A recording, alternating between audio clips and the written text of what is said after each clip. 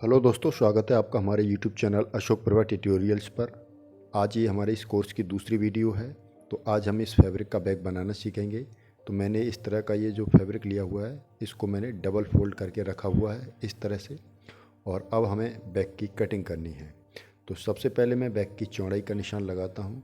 तो बैग की चौड़ाई जितनी लेनी है वो मैं 16 इंच लेनी है, उसका निशान लगा लेता हूँ ऊपर की साइड में। सेम इसी साइज़ का निशान मैं नीचे की तरफ भी लगा लूँगा। अब मैं ये दोनों जो निशान मैंने लगाए हैं इनको इंची टेप की सहायता से मिला दूँगा, एक सीधी रेखा ड्रॉ कर लूँगा इस तरह से। और अब मुझे लंबाई का निशान लगाना है। तो लंबाई मैंने 19 इंच ली हुई है, तो 19 इंच का निशान लगा लेता हूँ। और ठीक दूसरी तरफ भी 19 इंची का निशान लगा लेता हूँ। अब ये दो मैंने जो निशान लगाए हैं इनको भी मैं इंची टेप की सहायता से मिला लेता हूँ। तो इस तरह से मैंने इनको मिला लिया है। अब जो मैंने निशान लगा के मिलाया है उसको मैं उसी रेखा से कट कर दूंगा। इस तरह से मैं इसको काट लूँगा।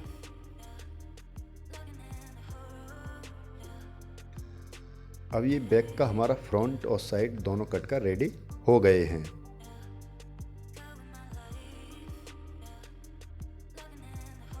अब मुझे बैक का हैंडल काटना है। तो मैंने बैक का हैंडल की जो चौड़ाई ली हुई है वो 4 इंच ली है। इसी तरह से 4-4 इंची पर मैं निशान लगा लूँगा। और निशान लगाकर मैं इन निशानों को मिला दूँगा। इस तरह से मैंने इनको मिला दिया है। इसकी लंबाई की बात करें तो लंबाई मैंने 23 इंच ली हुई है। और इसको अब मैं लगाए गए निशान से कट कर दूँगा। एक्स्ट्रा फैब्रिक को मैं हटा दूंगा और ये हमारे हैंडल्स बनकर रेडी हो गए हैं। हैंडल्स में मैंने मजबूती के लिए एक वाइट कलर का फैब्रिक और लिया हुआ है, जिसे मैं हैंडल के अंदर रखकर इसको मैं स्टिच कर लूँगा। चलिए, तो ये हमारा बैग कट गया है। और अभी हमें इसमें जो लाइनिंग लगानी है, लाइनिंग का कपड़ा लगाना है, वो भी मैंने कट कर लिया है। और अब मैंने इसमें जो इंटरफेस लगाना है उसमें मैंने राइस बैग लिया हुआ है। तो मैंने इसमें राइस बैग का यूज करना है। आपके पास जो भी हो आप वो कर सकते हैं। तो मैंने जो मेन फैब्रिक है अपना जो काटा था अभी, उसको सेम इसके ऊपर रख लेता हूँ। और इसी के साइज़ का मैं इस राइस बैग में से इसको इंटरफेस को कट कर लेता हूँ। तो इस तरह से मैंने इसको कट कर लेता हूँ।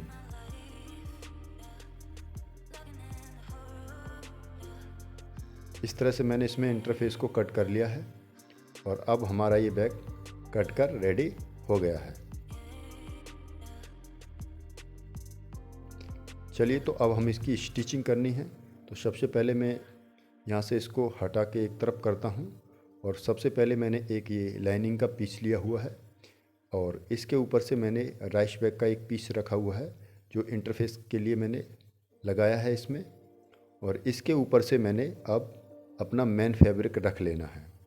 और मेन फैब्रिक रख कर मैं इस पर चारों तरफ स्टिच करूँगा। स्टिच आप कैसे भी कर सकते हैं, सीधी सीधी कर सकते हैं या कॉर्नर से कॉर्नर को मिलाते हुए भी कर सकते हैं।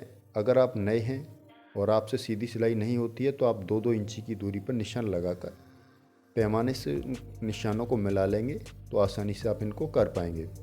ये सीधा कपड़ा है, इसमें लाइनिंग बनी हुई है, तो मैं इस पर सीधी वाली सिलाइयों को तो इसी तरह से लगा लेता हूँ। सबसे पहले हम साइड वाली सिलाई को लगाएंगे, तीनों कपड़ों को मिलाते हुए, जिससे कि कोई आगे पीछे ना हो। इस तरह से अब हम ऊपर वाली साइड में स्टिचिंग करेंगे, जिससे कि हम जो और सिलाइयाँ लगाएंगे उसमें ये आगे पीछे ना खिसके। तो मिलाते हुए हम इस सिलाई को भी लगा लेंगे। और अब हम बाकी की सारी सिलाइयों को लगा लेंगे। 2-2 इंच की दूरी पर हम इन सिलाइयों को लगा लेंगे। तो मैं लगा लेता हूँ सारी सिलाइयों को।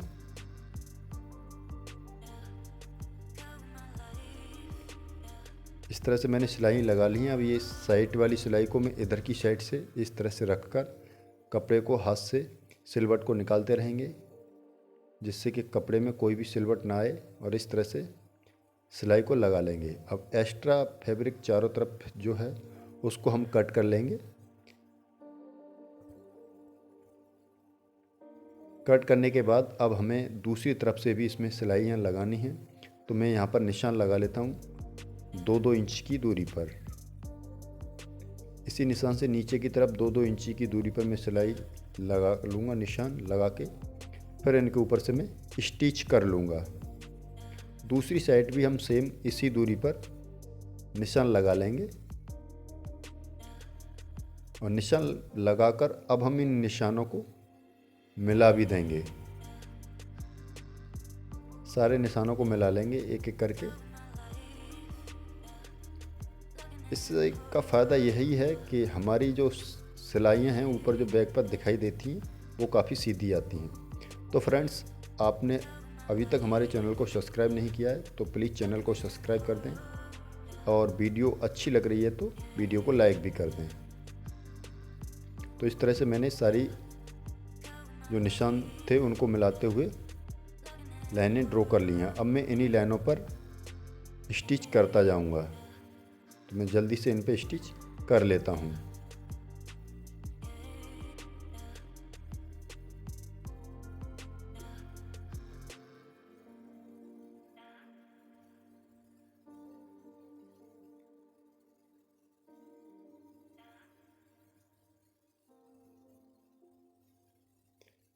इस तरह से मैंने इस पे स्टिचें कर ली हैं। अब ये हमारा एक पीस बनकर रेडी हो गया है। इस पे स्टिच हमने कर ली है। सेम इसी तरह से हमने दूसरे वाले पर भी स्टिच करनी है। तो सबसे पहले हम लाइनिंग वाला रखेंगे, फिर इसमें राइस बैग इंटरफेस के लिए रखेंगे और ऊपर से मेन फैब्रिक रखकर हम इस पे भी स्टिच कर लेंगे जैसे कि हमने पहले वाले में की थी। तो अब मैंने इस पे भी कर लिया है। अब दोनों पीसों को एक दूसरे के ऊपर रखकर जिसमें भी एक्स्ट्रा निकला हुआ है दोनों को बराबर कर लेंगे। एक्स्ट्रा को हम काट कर अलग कर देंगे। चारों तरफ से दोनों पीस को बराबर कर लेंगे। इस तरह से मैंने दोनों पीस बराबर कर लिए हैं। अब हम हैंडल बनाते हैं। तो हैंडल के 2 पीस मैंने जो लिए हैं उनको इस तरह से रखूँगा और बीच में जो मैंने वाइट कलर का कपड़ा लिया था उसको रखूँगा।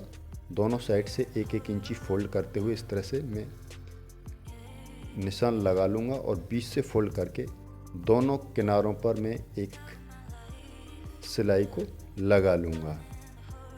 इस तरह से हम मिलाते हुए इसके ऊपर से सिलाई लगा लेंगे।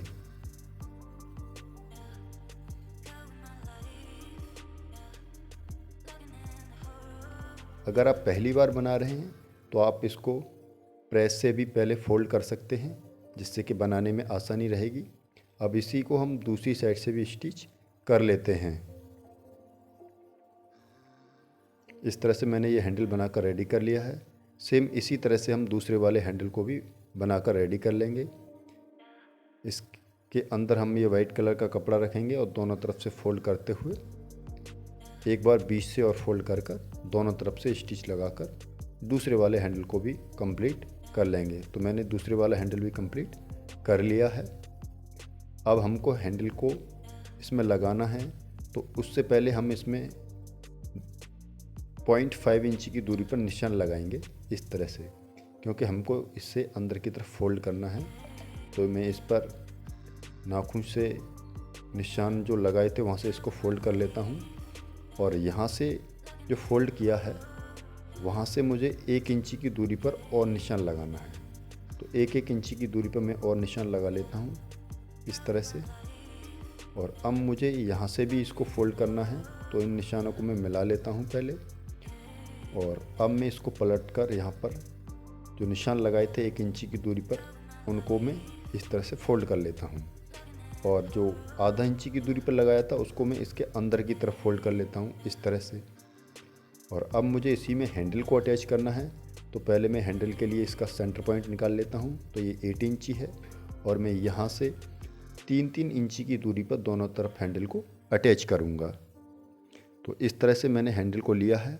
जो मैंने निशान लगाया था सेंटर से 3 इंची की दूरी पर वहाँ पर रखूँगा और ये जो हमने पहले फोल्ड की हुई थी किनारी को इस तरह से इसके ऊपर रखेंगे और फोल्ड करते हुए इसके ऊपर से हम स्टिच करेंगे।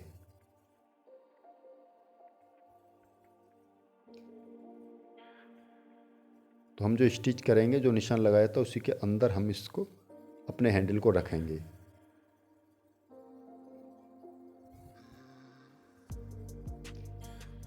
हैंडल को मजबूती से जॉइंट करने के लिए हम यहाँ पर 2 या 3 बार सिलाई को लगा सकते हैं, जिससे कि ये हैंडल मजबूती के साथ इसके साथ अटैच हो जाए। इस तरह से अब हम हैंडल को पलट लेंगे और पलटने के बाद किनारी वाली स्टिच को एक बार और लगा लेंगे।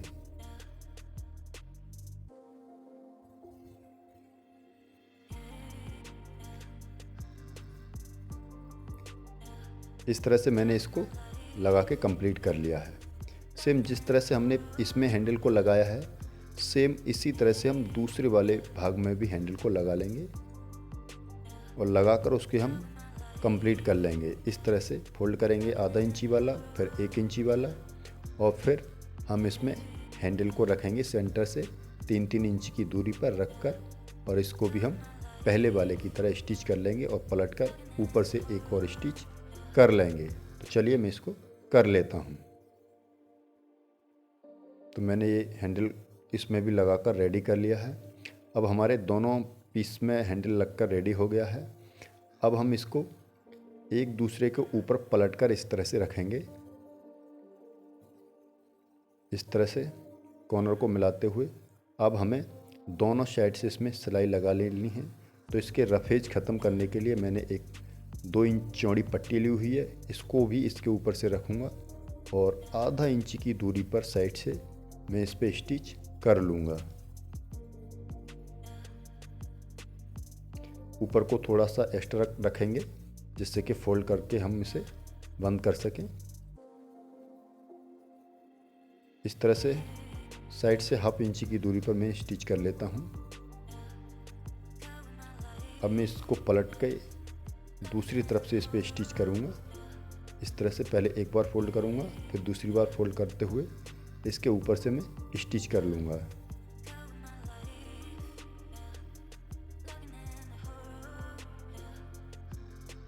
इस तरह से ऊपर वाले को मैं फोल्ड करके अंदर की तरफ कर लूँगा और इसके ऊपर से भी मैं स्टिच कर दूँगा। तो अब आप देख रहे होंगे इधर की साइड से किसी भी प्रकार का कोई रफेज नहीं है। एक्स्ट्रा को यहाँ से कट कर दूँगा। सेम जिस तरह से मैंने इधर लगाया है, सेम उसी तरह से मैं दूसरी तरफ भी लगाकर इसको कंप्लीट कर लूँगा। तो ये मैंने देखो दूसरी तरफ भी लगाकर कंप्लीट कर लिया है। अब हमें नीचे वाली साइड में लगाना है, तो नीचे पहले दोनों को बराबर कर लेते हैं। एक्स्ट्रा है उसे काट देते हैं। सेम मैंने एक और इसी तरह की पट्टी ली हुई है, जिसको मैं इस पर रखूँगा और रखकर इसको मैं स्टिच कर दूँगा।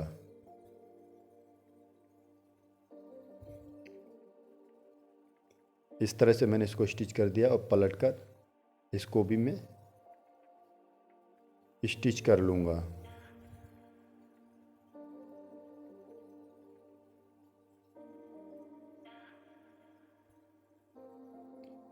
इस तरह से मैंने इसको नीचे से भी स्टिच कर लिया है।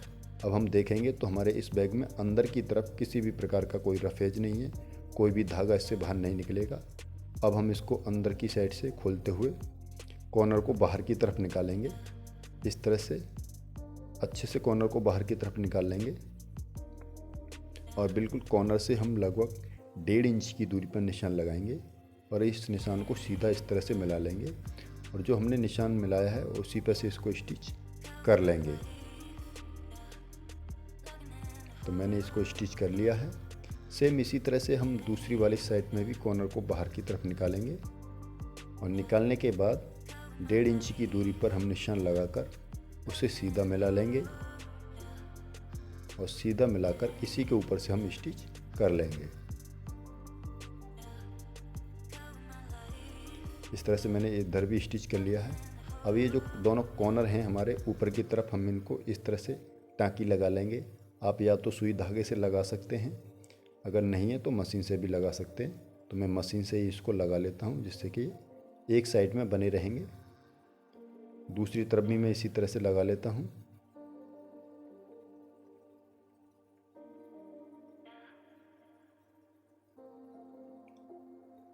इस तरह से मैंने इस पर लगा लिया है दोनों साइड में। अब इसको हम पलट कर सीधा करेंगे।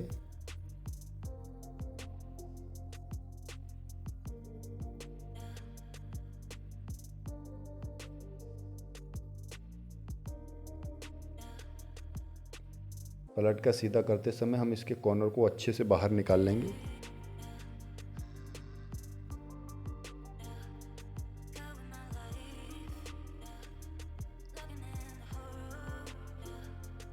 देखिए हमने कॉर्नर को अच्छे से बाहर निकाल लिया है। अब ये हमारा नीचे की तरफ से इसका बेस काफ़ी अच्छा हो गया है। साइड से भी ये बैग काफ़ी अच्छा दिख रहा है और ये देखने में काफ़ी ज़्यादा खूबसूरत प्यारा बैग है। अंदर की साइड से देखेंगे तो इसमें किसी भी प्रकार का कोई रफ एज नहीं है और देखने में काफ़ी ज़्यादा खूबसूरत है। तो बैग कैसा लगा कमेंट बॉक्स में अपनी राय ज़रूर बताएं। सो मिलते हैं आपसे नेक्स्ट वीडियो में।